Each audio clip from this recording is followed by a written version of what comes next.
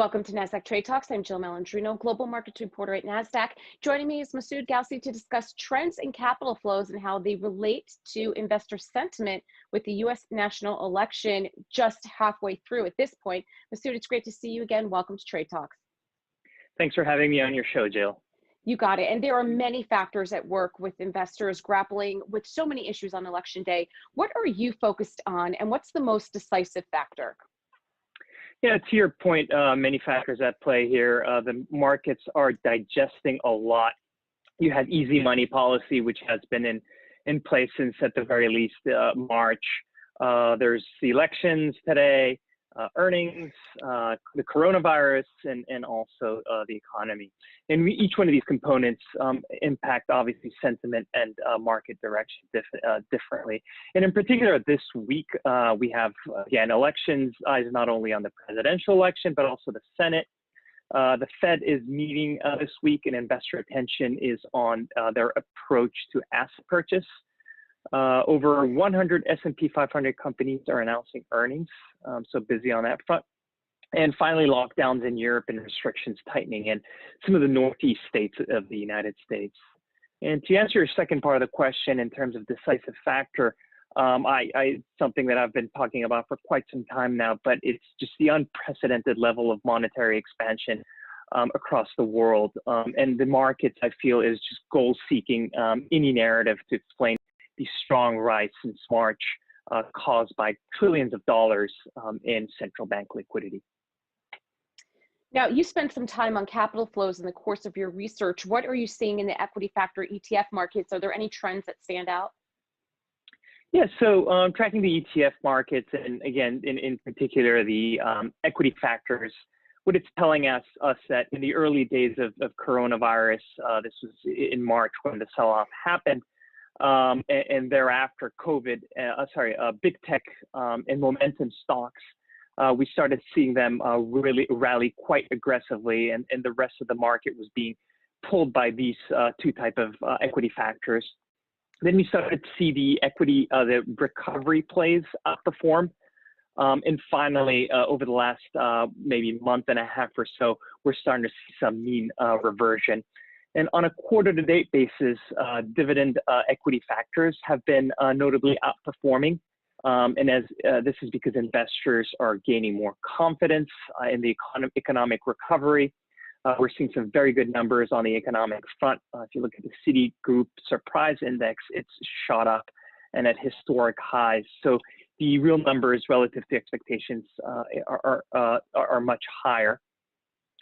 And finally, small and mid caps recently, again, quarter to date, have also been outperforming, while the mega caps, the big tech, have been underperforming as of recent. So really, it's a story of mean reversion. So, Massud, explain what settlement flows are for the audience and what you're seeing there. Yes, so in our corporate solution division here at Nasdaq, we look at various data sources to inform our clients, which are investor relation teams and C-suites of publicly traded companies. And the insight we provide is shareholder activity and themes in the capital markets and the investment management landscape. It's based on proprietary settlement data coming from the Depository Trust Corporation and, again, other inputs.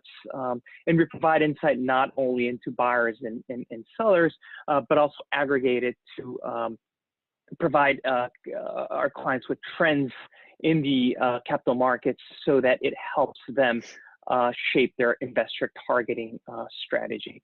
So that's the first part of your question. Second part, in terms of some of the themes across settlement reports, and this ties in really nicely with the ETF equity factor study that we did. But towards the end of Q3 and mid-October, we saw a strong rally in the markets.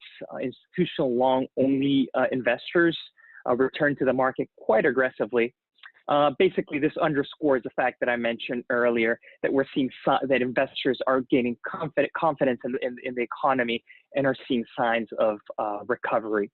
Hedge funds, which have been buyers earlier during the coronavirus, earlier in March, April timeframe, they sold on strength in markets, so they have been providers of capital. And buyers in the long institutional community have been pronounced in the healthcare, tech, consumer non-cyclicals, and utilities. And energy continue to see outflows. So that pretty much covers the flows from mid-September to mid-October, and from mid-October up to last week. It's interesting to see your so-called Robin Hood investors, so retailers, emerged as large buyers as the market sold off. Index money also saw a quite big amount of outflows, and this is mostly associated with a pickup in shorting activity.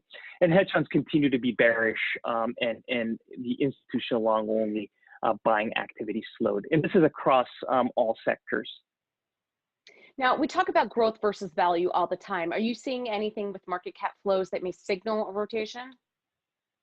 Yeah, so we have been seeing over the last several weeks, again, a move away from large caps and into mid and small caps. There's been a lot of talk about value potentially outperforming growth. There have been a lot of head fakes this year so far, and there's been talk that value names may outgrow growth names over the next 2 years. But it remains to be seen whether this is a sustained move or it's just another head fake. And Massud, to wrap up here, of course, there's many dynamics that have the potential to shift just tomorrow alone, right? So what does a scenario look like with a defined result versus a contested election? I think if it's a defined result, the markets would react abruptly. If it is a contested election and this drags out, this will become a factor of uncertainty for the markets, in which case I would think the markets would start exhibiting some volatility. Investors, as of last week, have been quite nervous, and if you look at the VIX index, it has been elevated. So I would think that the VIX index would continue to remain elevated, and investors would continue to remain nervous until we arrive at a defined result. All right, Massud, thanks for joining us on Trade Talks. Thanks so much, Jill. You got it. And thanks for joining me. I'm Jill Malandrino, Global Markets Reporter at Nasdaq.